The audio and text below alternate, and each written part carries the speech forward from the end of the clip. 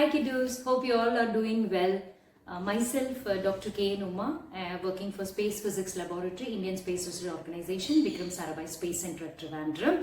And hi to all of you. And this is just like I just felt that I'll share my thoughts and views and want to motivate you all, you kids, so that you pursue your career in a proper direction and plan it in such a way that you all come out with the flying colors in your future. So actually I don't want to give any kind of long things and a long speech and all those things. You all must be gearing for your 10th standard, as you all are preparing for, are in your 9th standard now, and you all will be going for your board exams next year. And then so many things must be boggling your mind, like what should I do, where should I go back, what is my preference. So you must be having a lot of ambitions in your mind, right? And that many things must be complicating you. Be simple, don't get so much stressed, tensed. Whatever you do it in a sincere and a dedicated way, so that you will achieve definitely whatever you want to.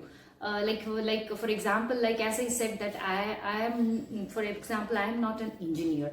I am basically come from a science background. My post graduation was in physics, and I did PhD in physics. But you know in which field? It was like space. It's an atmospheric science, not even on space science. So atmospheric science, and my focus was basically on the radar and the satellites, which ISRO has developed for a long.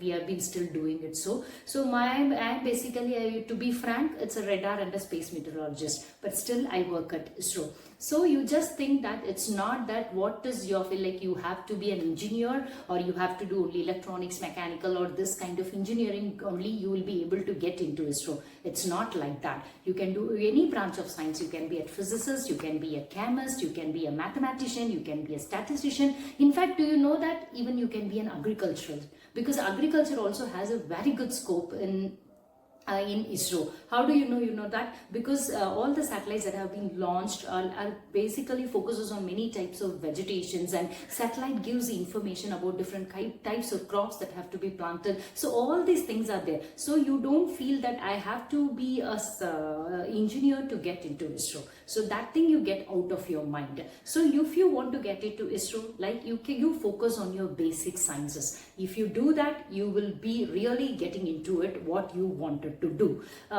Because the rockets does not consist only of the mechanical part, like we have the launchers. You must have seen many videos like first vehicles, first stage, second stage, third stage, fourth stage, cryogenic engine, solid propellant, liquid propellant. So all these things, even chemistry. So chemistry plays a major role in creating all these kind of compositions.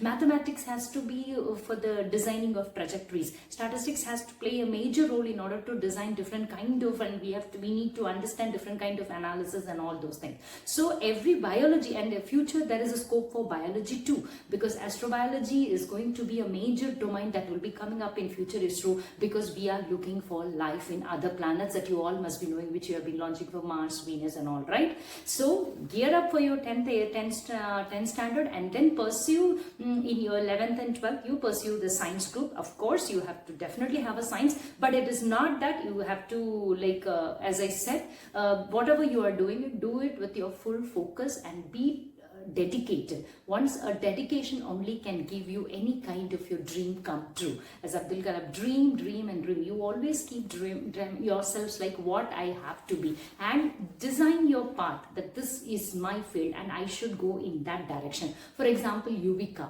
YUVIKA is such kind of a program which ISRO has brought for you all young kids. Why do we bring such young brains into and train them? Because you will get some kind of a direction for that. You get motivated. Why? Because we choose the cream layer of students from different all across the countries, right? And everywhere they have been placed in all the ISRO centers. For example, last year your seniors must be definitely telling you about this YUVIKA program in this video, but just for a short this thing, like we take students, we give lectures about different processes that is happening in the ISRO, and we train them, and we go for the lab visits, so they get an opportunity to see the different facilities, and we give them hands-on training for developing many technical and scientific activities. So you get get a direction. Why do we do it? Because this is just a 14-day program, right? But in this 15-day program, you try to get motivated and you get a direction. Yes, I can pursue something in my career in this direction. I can do something for the country in this direction. So that should be your motivation and that should be your dedication. So when you come up with that kind of a framework, this YUVIKA is going to help you for this. So more about YUVIKA, your seniors will be telling.